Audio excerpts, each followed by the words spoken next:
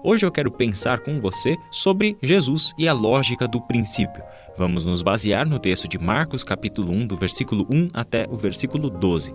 Eu não vou fazer a leitura de todo esse texto, mas eu gostaria de apenas de dar um pouquinho de contexto para a gente entender essa conversa que Jesus tem com alguns dos seus opositores. Aqui Jesus está iniciando a sua jornada decisiva, uma viagem até Jerusalém, aonde ele seria acusado, preso, espancado, pregado na cruz do Calvário e ressuscitaria. Ou seja, o capítulo 10 de Marcos é aquela viagem decisiva de Jesus para a cidade de Jerusalém, que, em outras palavras, é Jesus encontrando o seu destino, a razão de ele estar aqui entre nós.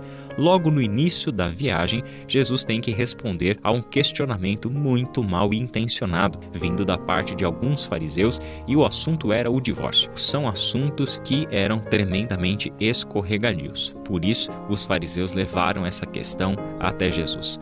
O questionamento dos fariseus era justamente acerca da legalidade do divórcio. Perguntaram para Jesus: é permitido ao homem divorciar-se de sua mulher? Bom, Jesus, com uma sabedoria tremenda, responde da seguinte forma: ora, o que é que foi que Moisés lhes ordenou?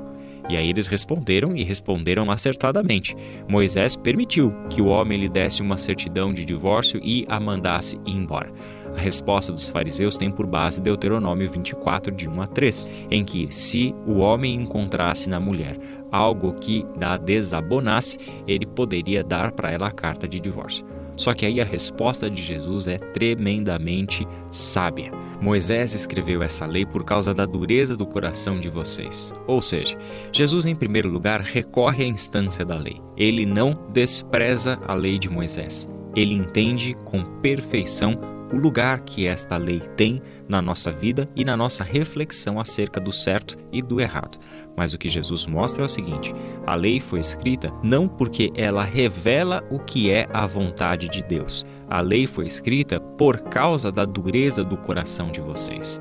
A lei tem o seu lugar na vida por causa da realidade do pecado entre nós, dizendo isso em outras palavras. E faz todo sentido, porque Deus precisaria nos dar uma lei apontando o que é certo e o que é errado se nós não cometemos pecado, se nós só fazemos o que é certo.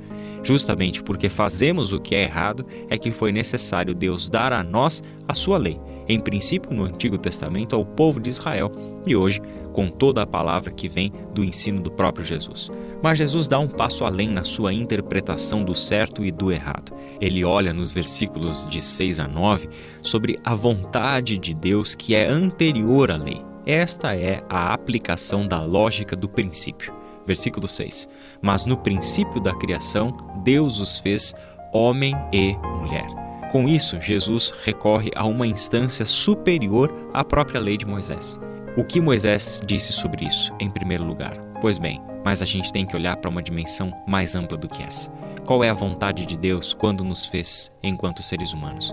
Ele nos fez homem e mulher. Versículo 7. Por esta razão, o homem deixará pai e mãe e se unirá à sua mulher, e os dois se tornarão uma só carne. Foi assim que Deus nos criou, para pertencermos uns aos outros, no sentido de que o homem está completo quando está unido à mulher e a mulher está completa quando está unida ao homem. Essa é a ordem da criação, que foi alterada, evidentemente, por causa da queda. Hoje vemos, por exemplo, pessoas cristãs e grandes líderes na história do cristianismo que não se casaram. E isso não é nenhum pecado, não está quebrando a ordem da criação.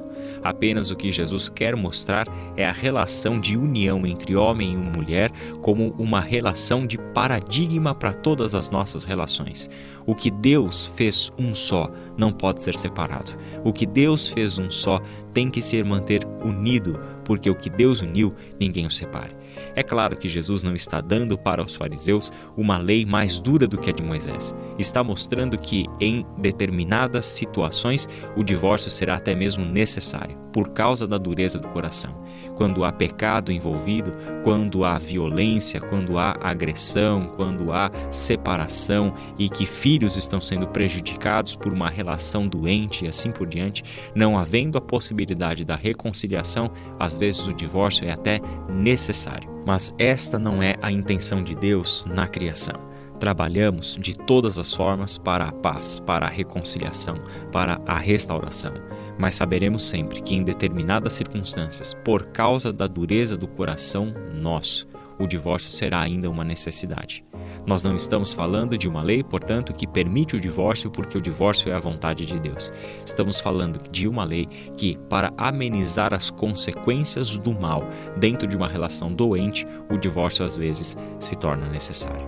Que Deus te abençoe a agir sempre com a perspectiva do princípio, olhar e prezar pela unidade e pela paz, sempre que possível, agirmos pela prática da reconciliação. Que Deus te abençoe e até a nossa próxima conversa.